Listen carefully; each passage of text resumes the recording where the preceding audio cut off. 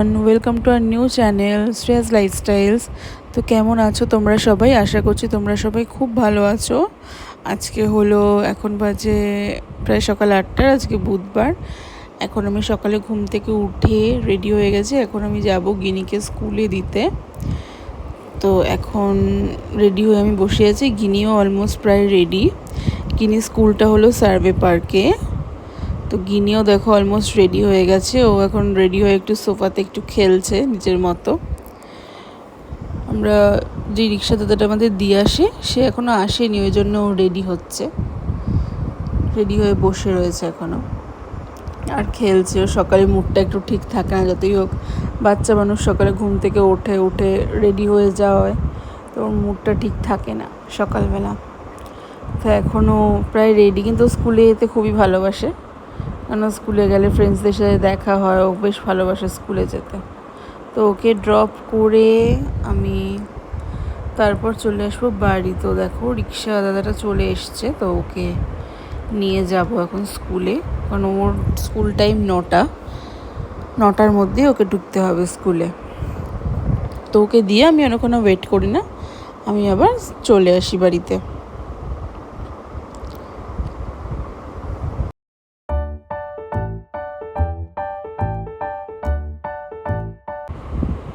বাড়িতে এসে এখন আমি সেরে নেব নিজের ব্রেকফাস্টটা, কারণ আমি যখন গিনিকে দিতে যাই তখন প্রায় 8:30 বাজে বলে আমি তখন কিছু খাই না, আমি অত সকালে এমনি খাই না বলে কিছু। তো এখন করে নেব নিজের ব্রেকফাস্ট। তো আজকে সকালে খাবো একটা ওই শেক টাইপের খাবো, একটু ওটস, চিয়া সিড, একটু দই, সব কিছু দিয়ে একটু ওটস টাইপের খাবো, এক স্মুদি, ওটসের স্মুদি। তো এখানে সন্ধ্যা দিয়ে দুপুরে যা রান্না হবে তার জন্য সবজি বানাচ্ছে, কি রান্না হবে না হবে, আর পূর্ণিদি সব গাইড করে দিচ্ছে যে কি হবে।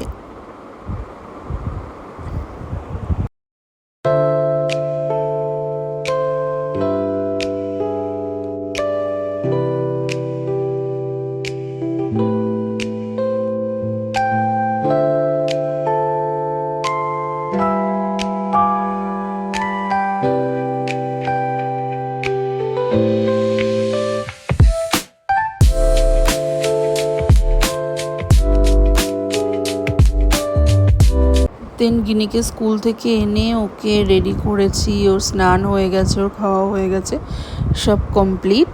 তো এখন আমরা লাঞ্চ করব, এখন দুপুর 1:30 বাজে, তো আমরা লাঞ্চ করব। আজকের লাঞ্চে হয়েছিল হলো যেটা নিরামিষ লাউ ঘন্ট হয় না, যেটা ধনে পাতা দিয়ে, সেই লাউ ঘন্ট বানিয়েছিল, আর ছিল হলো ভাত, আর ছিল হলো মুসুর ডাল, আর ছিল হলো চিকেনের পাতলা একটা ঝোল ছিল চিকেনের, আর ছিল হলো পমফ্রেট মাছের ঝোল, আর ছিল স্যালাড। স্যালাডটা আমাদের ডেলি মেনুতে সেমই থাকে, কারণ স্যালাড ছাড়া আমরা খাই না যে কোনো খাবার। তো যাই হোক, লাঞ্চ করে একটুখানি রেস্ট তো নেবই। দেন বিকেলবেলা রনি বললো যে চলো মিমি একটুখানি ঘুরে আসি। আমি বললাম চল, কোথায় যাবি? তো বললো চলো আমি যাদবপুরের দিক দিয়ে একটু ঘুরে আসি। তো যাদবপুরে গেছি, তো বললো মোমো খাই। বললাম চল মোমো খাই। তো মোমোটা এতই গরম, বাপরে বাপ, মানে জানা গরম থেকে তার থেকে বেশি গরম। তা খেয়ে যেন আমাদের আরও বেশি গরম লাগছিল, যে কেন খেলাম মোমোটা। জাস্ট 1 প্লেট মোমো আমরা দুজনে মিলে শেয়ার করে খেয়েছি, তাতেই মানে শরীর এত খারাপ লাগছে। বললাম না রে চল কোনো পেস্ট্রি বা কিছু খাবো। তো যাদবপুরে রয়েছে ডো অ্যাজ ইউ লাইক, যেখানে খুবই ভালো পেস্ট্রি বানায়, বা পাফ হোয়াটএভার যাই বলো না কেন, খুবই ভালো বানায়। কারণ আমি রিসেন্ট একটা ওখান থেকে কেকও নিয়েছিলাম, খুব ভালো ছিল। তো ওখানে গেলাম, তো ওখানে বললাম যে চল তবে রমনি আমরা তবে একটা পেস্ট্রি খাই ওখানে গিয়ে। তো বললো হ্যাঁ মিমি চলো।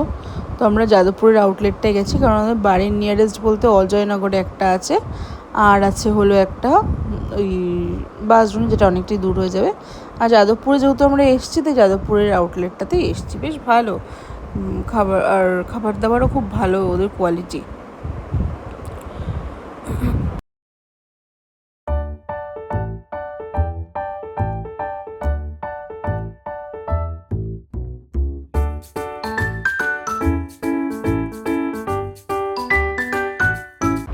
তো দেখো ওখানে কত ধরনের পাফ পেস্ট্রি অনেক কিছু রয়েছে। তো আমি ওখানে ট্রাই করেছিলাম চিকেন শার্মা ফোল্ড, আর একটা কোনো একটা পেস্ট্রি, আমার নামটা মনে নেই, পেস্ট্রিটার কি অ্যাপেল দিয়ে কোনো একটা পেস্ট্রি হবে, সেই নামটা আমার এখন ঠিক মনে নেই। তো ওই একটা পেস্ট্রি আমি ট্রাই করেছিলাম। তো ওটাই ছিল আমাদের আজকে রাতের ডিনার। যেহেতু মোমোটা খেয়ে এত গরম লাগছিলো, আমি যে না আর কিচ্ছু খাওয়া যাবে না। তো ও বাড়িতে এসে হয়তো ডিনার খেয়েছে, ভাত ফাত কিছু হবে হয়তো খেয়েছে, তো আমি আর কিছু খাইনি। ওটাই আমার রাতের ডিনার ছিল। তো তোমাদের যদি আমার ভিডিওগুলো ভালো লাগে তো প্লিজ আমার চ্যানেলটা সাবস্ক্রাইব করো, আর আমার ভিডিও লাইক করতে ভুলো না, আর অবশ্যই কমেন্ট করো কোনো কিছু আমার থেকে জানার থাকলে। আর